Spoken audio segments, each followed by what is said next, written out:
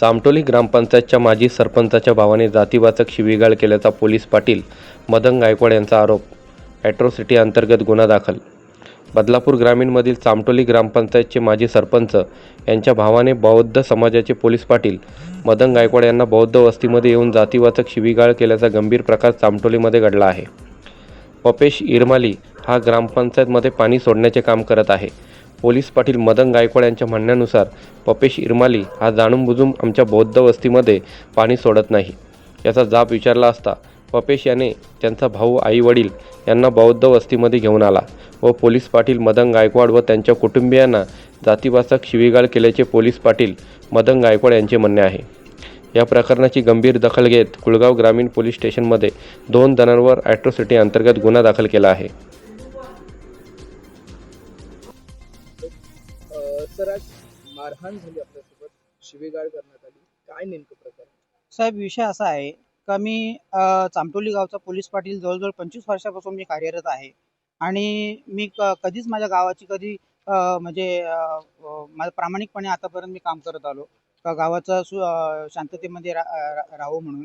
पण आजची प्रसंग असा झाला का जो आमच्या बौद्धवाड्यामध्ये जो पाण्याची समस्या आहे, जे अर्धा तास पाणी सोडायचं तिथे 15 मिनिटं सोडल्यावरून जो आमच्या महिलांनी जो विचारणा केली त्या टायमाला हे पाणी का तुम्ही आज 15 मिनिटं कमी सोडलं आमचे तेव्हा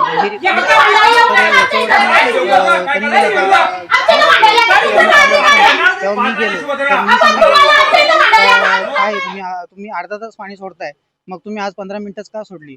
तर तो बोलतो, तू कोण बोलणार मला? तुमच्या आईची गांड बोलतो, तुम्ही बोलतो ह्या गोष्टी, तू कोण मला बोलणार, तू कोण विचारणार?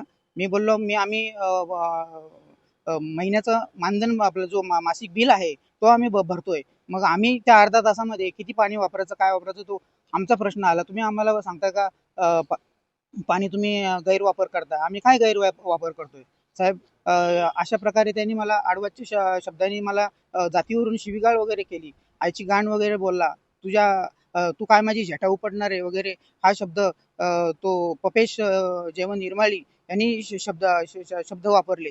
आणि ते झाल्यानंतर आमचं तिथंशी शाब्दिक बोलचाल झाली आणि ते घरी निघून गेले, मी घरी आलो निघून.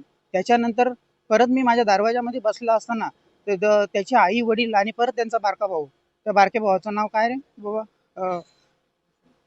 भूषण जेवण निर्माली, तो, त्याची आई वडील हे सगळे कुटुंब माझ्या दरवाजामध्ये आले, माझ्याशी वाद घालायला लागले का तुमचा एवढी मजल वाढली का, महाराष्ट्र तुमची एवढी मजल वाढली का तुम्ही आज आमच्यावरती हे करायला लागले?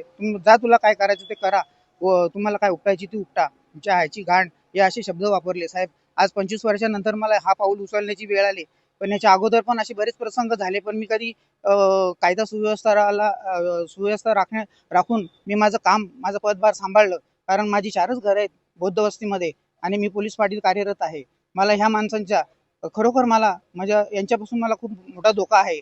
मला हे जीव मारण्याची धमकी पण त्यांनी मला दिली आणि याच्या पुढे पण यांच्यापासून मला खूप मोठा धोका आहे. त्याची शासनाने दखल घ्यावी. आज आपण ऑफिशियली FIR देखील केलेला आहे. काय नेमक्या मागण्या असतात? किती आरोपी आहेत यामध्ये? याच्यामध्ये 2 आरोपी आहेत, एक पपेश इरमाली आणि भूषण इरमाली. पपेश त्याचं उर्फ नाव आहे व त्याचं नाव गणेश आहे आणि त्यांना कठोरात कठोर शिक्षा झाली पाहिजे ही मी शासनाकडे आशा व्यक्त करतो. प्रशासनाकडून योग्य ती मदत मिळते का आपल्याला? प्रशासनाकडनं मी आता जो सकाळपासून मी आलेलो आहे, आज उपाशी पोटी मी आज सकाळपासून 12 वाजल्यापासून इथे आहे. मला बरेच आजार माझ्या शरीरामध्ये हे झालेले आहेत. आज तेवढं हे करून पण मी उपाशी पोटी मी आज इथेशी दाद मागण्यासाठी पोलीस स्टेशनला आलोय आणि आता कुठेतरी नोंद होतीये, ते मी पोलीस स्टेशनचा आभार मानतो या गोष्टीमध्ये.